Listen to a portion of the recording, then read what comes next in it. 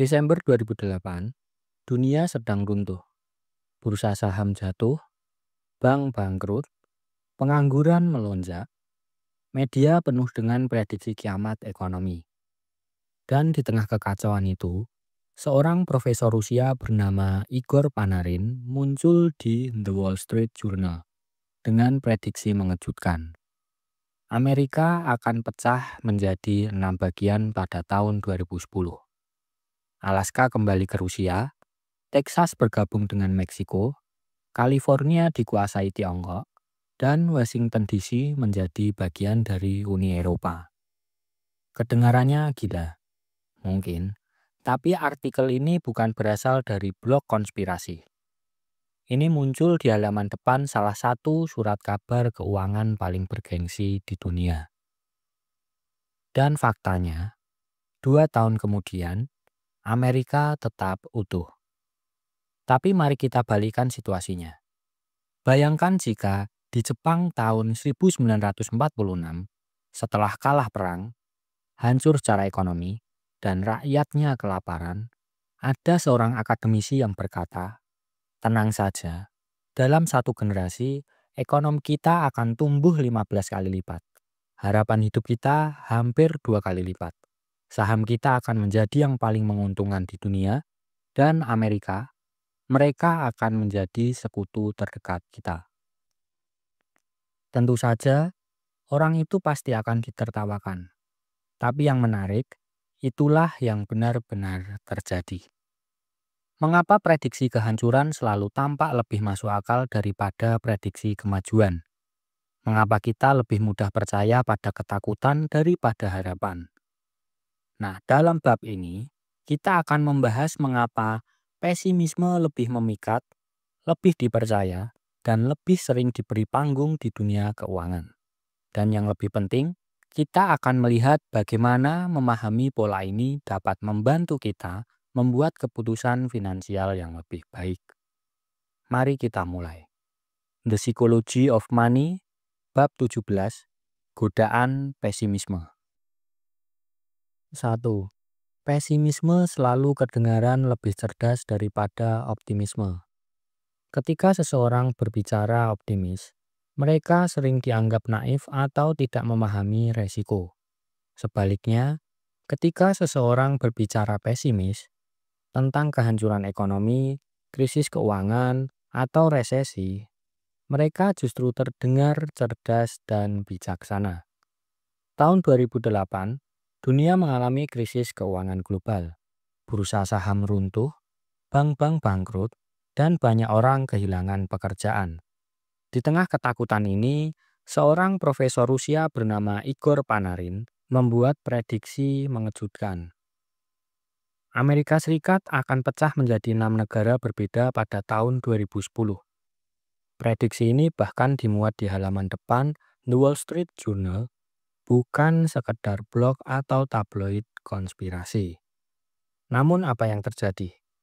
2 tahun kemudian, Amerika tetap utuh.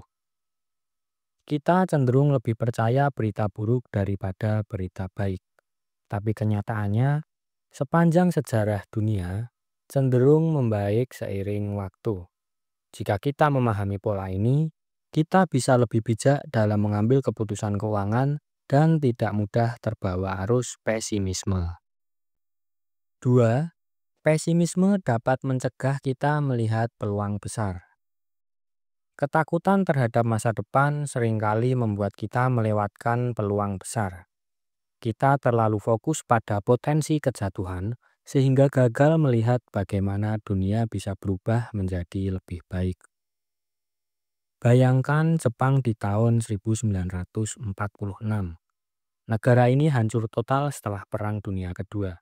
Ekonomi lumpuh, industri mati, rakyat kelaparan. Jika ada seorang akademisi yang berkata, dalam satu generasi, ekonomi kita akan tumbuh 15 kali lipat. Kita akan menjadi pemimpin dunia di bidang elektronik dan bisnis. Amerika akan menjadi sekutu terdekat kita. Orang pasti menertawakannya. Tapi apa yang terjadi? Itulah yang benar-benar terjadi di Jepang dalam 40 tahun berikutnya. Jika kamu terlalu pesimis terhadap masa depan, kamu bisa kehilangan peluang besar, baik dalam karir, investasi, maupun kehidupan secara keseluruhan. Sejarah menunjukkan bahwa dunia terus berkembang, dan mereka yang berani melihat ke depan seringkali menjadi pemenang.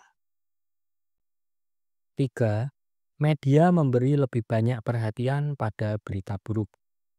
Media cenderung lebih banyak menyoroti berita buruk karena berita buruk lebih menarik perhatian dan lebih banyak dikonsumsi orang. Ketika saham naik 1%, berita malam hanya menyebutkan sekilas. Ketika saham turun 1%, berita itu ditampilkan dengan huruf besar berwarna merah.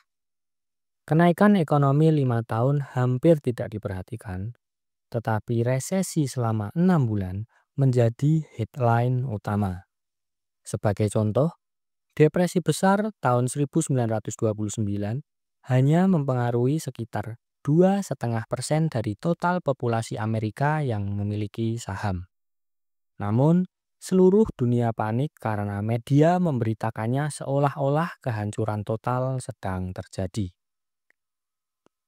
Jangan membuat keputusan finansial hanya berdasarkan headline media. Media berfokus pada drama dan ketakutan, bukan pada gambaran besar. Pelajari data dan tren jangka panjang sebelum panik atau membuat keputusan besar. 4. Pesimisme lebih meyakinkan karena kita lebih takut rugi daripada mengincar keuntungan. Dalam psikologi keuangan, ada konsep yang disebut loss aversion. Kita lebih takut kehilangan sesuatu daripada senang mendapatkan sesuatu yang sama nilainya. Jika seseorang mengatakan bahwa saham yang kamu miliki bisa naik 10 kali lipat dalam 1 tahun, kamu mungkin skeptis. Namun, jika seseorang mengatakan bahwa saham yang kamu miliki akan jatuh karena skandal akuntansi, kamu langsung panik dan mendengarkan dengan serius. Hal ini karena kita lebih peduli untuk menghindari kerugian daripada mendapatkan keuntungan. Pemahaman ini bisa membantu kita mengelola emosi saat berinvestasi. Jangan terburu-buru menjual aset atau panik hanya karena berita buruk. Lihat gambaran besarnya. 5. Dunia tidak bergerak dalam garis lurus. Masalah akan selalu ada, tapi solusi akan mengikuti.